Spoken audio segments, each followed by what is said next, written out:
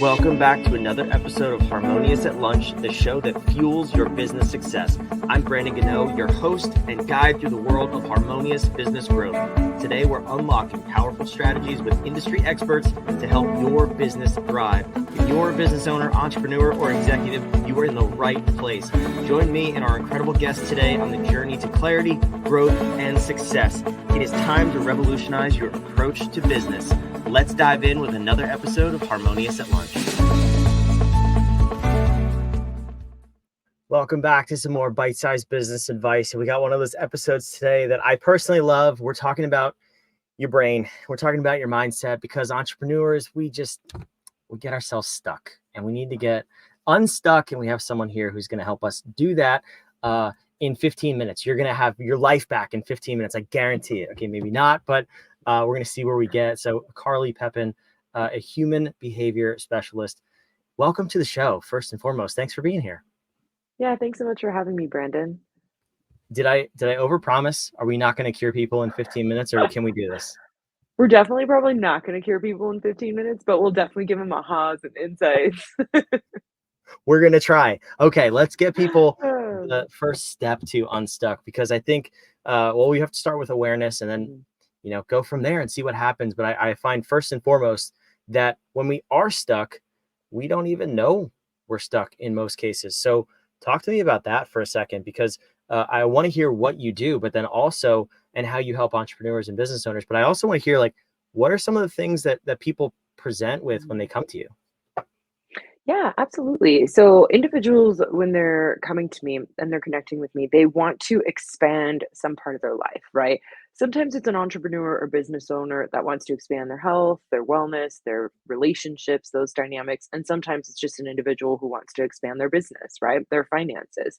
So, we're all humans. We all have different goals.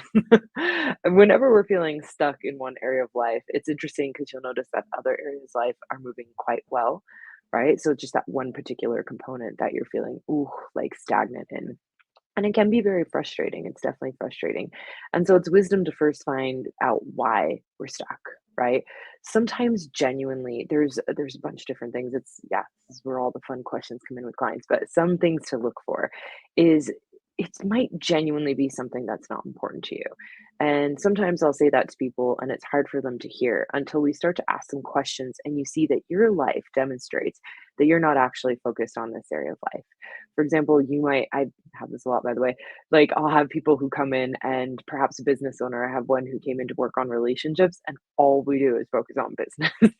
And I'll ask, do you want to focus on relationships? And they're like, no, this is more important. So the truth is, this person can go beating themselves up all day long for not working on relationships like they thought they should because they thought they were stuck, or they realize that they're not really stuck in relationships. It's just that business is such a high priority for them. It's not something that's on the table right now. So that's something to pay attention to. And sometimes we're stuck because we're stuck in our own limited perceptions, where we have this mindset and these misperceptions that are driving a mindset that are causing us to not take the action necessary, not move forward in the way that we know we want to be able to create those, short and long-term goals that are quite inspiring to us. And that's when we kind of dive in and do the deeper work and understand where this is coming from, which sometimes it's from childhood. Oftentimes it's from childhood, but then there's also dynamics where, maybe you had a family member growing up who lost all their money and you had to witness that and you had to go through with that. That's going to cause some financial strain and perceptions that cause some anxiety in the future. But that also could happen maybe 5 years ago, where you got in a lawsuit and you lost a lot of money and it was totally unexpected and you lost your business, right? Worked with those too. That also impacts. So those things that impact us create these subconscious and conscious fears that actually stop us and halt us from moving forward. So that's why we like to see, well, if you are stuck, let's really find out what's going on. And sometimes you just don't believe in yourself. You're so busy comparing yourself to all these other people in the world, you haven't given yourself permission to go out there and do what you love and love what you do.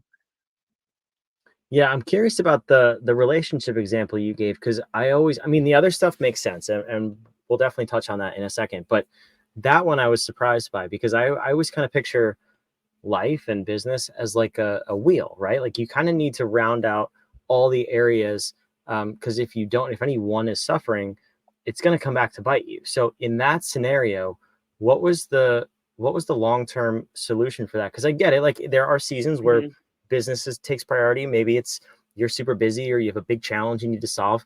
We can't put off relationships forever though. So what was the Well, solution to that problem? yeah, this is where part of the illusion comes in, is that individual isn't putting off relationships. They're just focusing on the relationships that are inspiring to them. We could Mhm. label something and this type of romantic relationship as better, but the relationships that they were really genuinely thriving from was a business partnership, the relationship with their employees, with their teams, with their top customers. So they're involved in relationships all day long.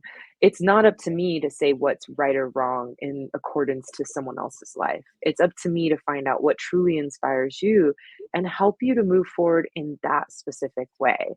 Right. And it's interesting because, we still work together and I have a giggle. And I'm like, when you're ready, you'll be ready. They're like, not yet. They're really like inspired by their life and really fulfilled by what they do. So it's not even now that anything's missing. It's just they thought something was missing, but when they could see the family dynamic they've created in their company, when they could see the relationships that they've created in their company, they're like, oh, nothing was missing. I just love it here. And so when we have that label, and this is where the comparisons come in, and we're comparing us to someone on the outside, and we say, I should be this way. I should have this because this is, the way the world is, or the way world says I'm supposed to be. Then all of a sudden we're missing out on what's truly meaningful for us. There's some people who never get married. That's okay. There's no right or wrong to that. We can put a label on it, but that's according to one unique individual and their values, but not the other person. I like being married. It's my thing. I like relationship and marriage as well. So that's part of my thing, but it's not their thing. And so part of working with individuals is ensuring that you're paying attention to what's important to them, not what's important to me, but what's important to you and your life and your purpose, and helping them to create that in that way. Because at the end of the day, if you do that, you'll feel so inspired and alive and energized and fulfilled that you have certainty, nothing's missing, and you don't need to go seek something that you thought you needed. And instead you go after what you want, what you love to do. That's where you feel alive. Yeah, no, that's different because what I heard you Mm. say was originally there was no such thing as relationships, and I'm like, well, we deal with Oh people all day long, so no. we need to have some form of people in our lives. Yeah, all day That's long, different. all day long. Yeah, okay, so that makes more sense. But no, yeah, I think what I really took away from that was the comparison, and whether it's on social media or to your best friend or your neighbor or whatever, that's just going to destroy you because every human being is unique, and their needs are unique too. So uncovering what's important to you is really the foundation of that. And I'm curious, you kept talking about, you mentioned values a number of times, which is, we talk about that with our clients in the context of, what's right and wrong within your company. Like, what are the values that your company demonstrates and hires and fires by and all that stuff. So can you unpack that for me on a personal level? Because I'm sure that's a big driver of what is really important in your life. Absolutely. And it even spirals into our company because the values you have personally are also going to be things that you want your company to have as well. So, for example, if you really value personal growth and personal development, you're going to be the type of company that brings on other practitioners to assist your employees. And that's going to be kind of the culture that you create, right? If you really value family and that's something that's a high value for you, something that you prioritize, your company is going to reflect that, and there's going to be a lot of family style connections, right? That's going to be your culture. And so it's really interesting because when you understand who you are, you're going to understand that those are things that you're definitely going to incorporate in your company, and it becomes part of your company's mission and vision. To understand it within ourselves, we want to see what our life demonstrates, like what we love to focus on, what energizes us, makes us feel alive, right? So if you look at me, I love speaking. Doesn't matter what's going on, I love speaking. I love teaching in particular when I'm speaking, right? I love working with clients. That keeps me energized. I feel alive. I'm at my tippity top peak, right? And even if I'm having a really rough day, which I laughed at my husband the other day, you can look at some of my videos and you'll be like, that looks like a day she was having a rough day. My hair's a little disheveled, like I'm looking a little like tired, and it's like that's a rough day. But my energy level is still the same because it energizes me. So when you actually look and see in your life, what does your life demonstrate that you get energized by? Is it reading? And if it's reading, what specifically are you reading? What topics energize you to study? What people energize you to listen to? What experiences do you have that energize you? And what's the common thread behind it? And that's where you're going to find what your life purpose is. What you value most is actually your life purpose. It's really, really cool. And when you uncover and discover this more, you not only realize like who you are, and it's easier to say yes and no to people, by the way, because when you know who you are, you know what to say no to, you know what to say yes to. But also, you get more certainty in yourself. You build more confidence, self esteem. So it helps your leadership, the natural leader, come out as well because you are more certain in yourself. You do have like a higher degree of self worth when you know who you are and you know what you want in life. Yeah, I'm curious how this spills over too with Mhm. your client, particularly in business, in the business world, because a lot of times we'll come into a company, and we'll see everybody. It's not just the leader doing things that drain them just because it's part of the role, or it's the tasks associated with the job. There are things that have to get done, of course, but we get in such boxes like no, the head of HR can only do these things, or the marketing person can only do these things. How much of a transition do you see after working with your clients about focusing then on the things that do light them up by doing Mhm. them consistently in the workplace, in their companies? What's the shift for both themselves and also their company? Mhm. Yeah. Well, like one individual that I'm thinking of right now, it's quite inspiring because he loves leading his teams, loves it so much. And we have a good laugh because I'm like, you are a coach and a consultant. You've just done it instead of having your own business, you're doing it within this company. And he keeps creating teams, growing teams, creating leaders of the teams, growing team leaders. Now he has team leader teams, and now he's a leader of that, and they lead their teams, and it just keeps spiraling down, right? So the biggest impact that that's made is we're seeing someone who's incredibly inspired by what they do. His goal, and they're in construction, so his goal isn't just to make money and have the business thrive. Like that is a goal because he has a high value on creating finances. But at the same time, he really thrives helping people overcome these perceptions that they have about themselves and create great wealth and opportunity for themselves in their lives. That's like what he thrives off of, and he gets to do that through this business. And so by going in there and pushing these individuals, their teams to actually create more income for the company, which they work a lot on commission, creates more income from themselves. He's basically watching these people start to grow not just the business, but also their lives. And that lights them up. That lights him up. That lights them up. And at the end of the day, it's funny because you look at this and he doesn't even own this business, but he loves it. They are dedicated to him. They genuinely are dedicated to helping him grow the business, but also him in general. They are not there for the company, they're there for that man. And when you can put yourself in that position as a leader, you don't realize that people don't just sign up for the company, they're signing up for the vision of the company. And when they get that inspired to do it on hard days, they show up with you anyways. It's really cool. So we're watching people not just get people aligned with their job because some days are hard. Even, anyone who has any business, and I love my business, but there are days that are challenging. If you love what you do, you show up irregardless of how you feel. And that's the most important thing. And so helping people engage in the vision of the company in this way, leading them in that way, allows them to show up with you as well. They're as excited as you to get this job done. Right. So it's really cool. It's really cool to witness and see how you can transform yourself within a company and let that trickle down into the rest of the individuals that you get to work with.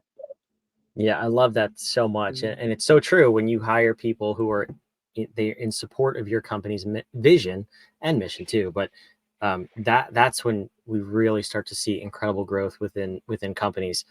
We put a huge focus there because it's the foundation for us of growing a company is the mission, vision, and core values. Because if there's misalignment there, everybody's pulling in different directions. But if everybody's rowing in the same way, super super powerful, and it's very cool to see that that's really what you help people do is find their own internal sort of navigation, and bring that back to their companies. One thing I am curious about though is, in your working with people, what I've found, and we don't go deep with the human being, we focus on the business, but what I've found is that a lot of times our clients are so dejected and beat up over the years when they're coming to us, and they just need like something. They need that little bit of hope to say like, I started this business for a reason 15 years ago. Now I'm chained to it. I hate it. But that vision was there at one point. Do you see that when working with your clients? How do you go about uncovering sort of that purpose and that original vision and restoring that?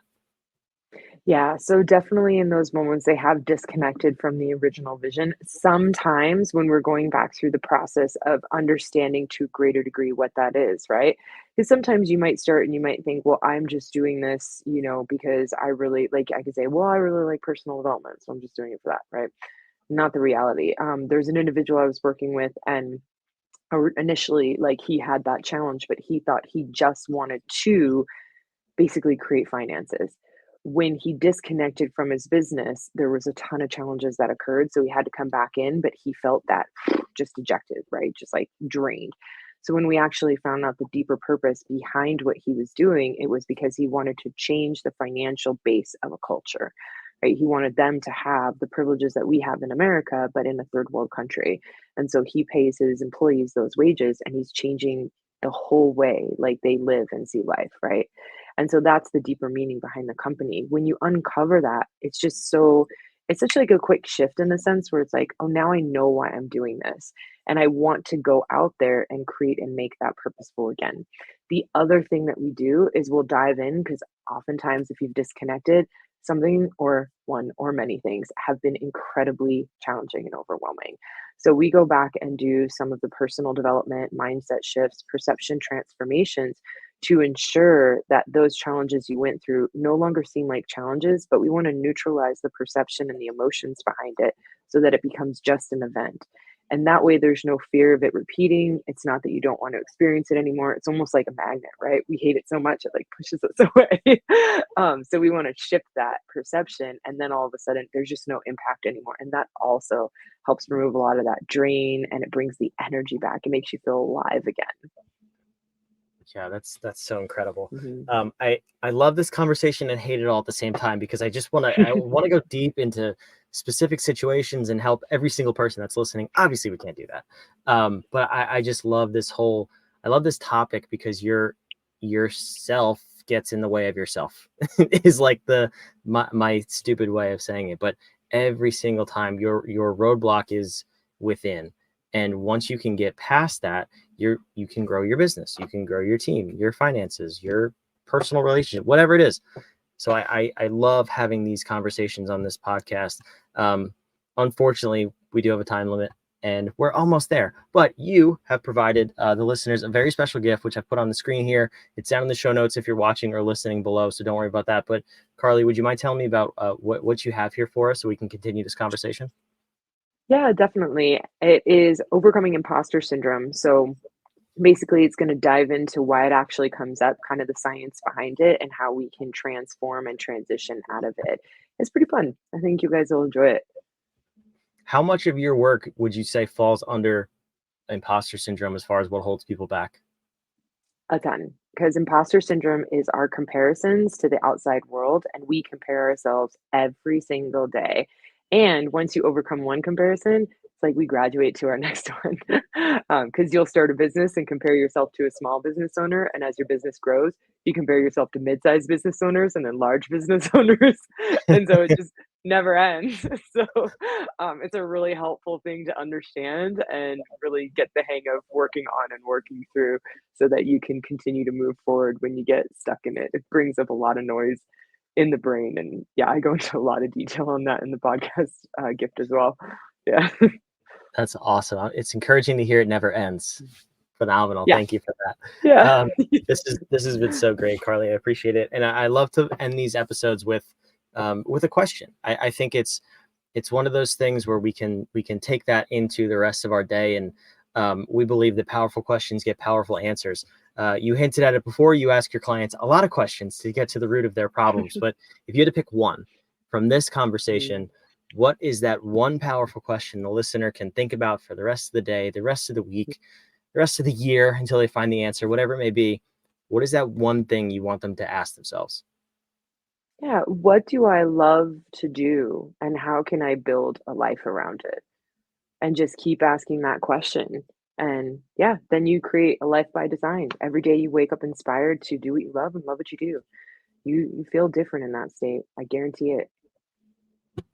I like that question. Mm. I like to cut my grass, and I don't want to be a landscaper, so I'm gonna need to do some more thinking around this. I don't think that's the right answer, but that's okay. That's my Mm. answer. Think about what your answer is and take that into the rest of your day. That's a powerful question. Carly, thank you so much for being here. You're an amazing guest. Thank you.